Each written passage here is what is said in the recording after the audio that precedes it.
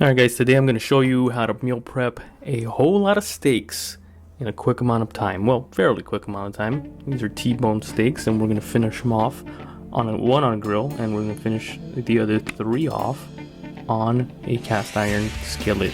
And then for that we're going to need some fresh herbs, not fresh pepper, her name is Pepper, but some fresh rosemary to throw into our bag. And when we are basting it with butter, right there I'm going to be using some Salt Lake barbecue. You can use whatever you like. You can use salt, pepper, your traditional steak seasoning. I'm trying this out for today, so I'm gonna stick some fresh rosemary in our bag here with some olive oil. Stick the steak in, and it's ready to go.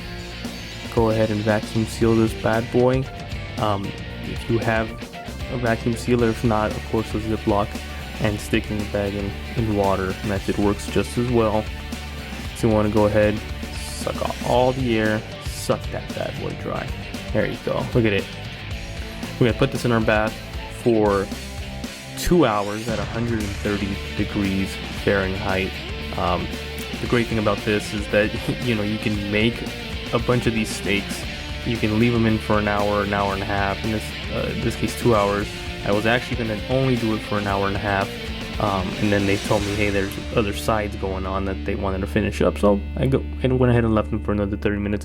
Nothing's gonna really change. As you can see, this is a rare steak right here. You can start eating this. Not the most appealing looking cut of meat, but that's why we're gonna throw this thing onto the cast iron grill with some butter. We're gonna use some fresh garlic. We're gonna use some fresh rosemary once again. And you can season it some more. A lot of the seasoning didn't fall off. It's still incorporated. You can season the shit out of this thing if you wanted to. Of course, you don't need to. The butter is, of course, on my end salted. So I'm gonna baste it, and when I keep basting and basting over, it's gonna, absorb that pretty well.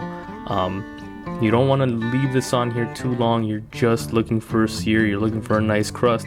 I was really trying to get this cast iron really piping hot so I can get a nice delicious crust. Unfortunately, I didn't get that super hot, but it still turned out very delicious, very beautiful. You'll see right now in a couple seconds.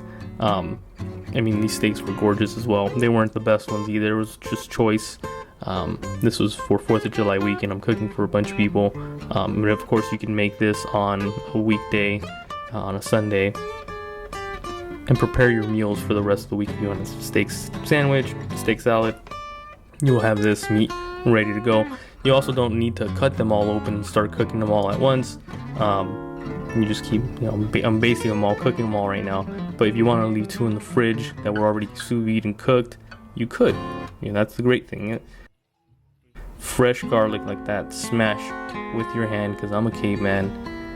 And a little more butter in there, and then do the last one. And I got some corn going. It's very, very delicious. And you can see they're very, very beautiful, gorgeous, and I just want to finish one off here on the grill. This one actually ended up being the most medium cooked of all of them. Luckily, someone in our family actually wanted a medium steak. That's perfectly okay, We're accepting of all types of people, even if they're wrong sometimes.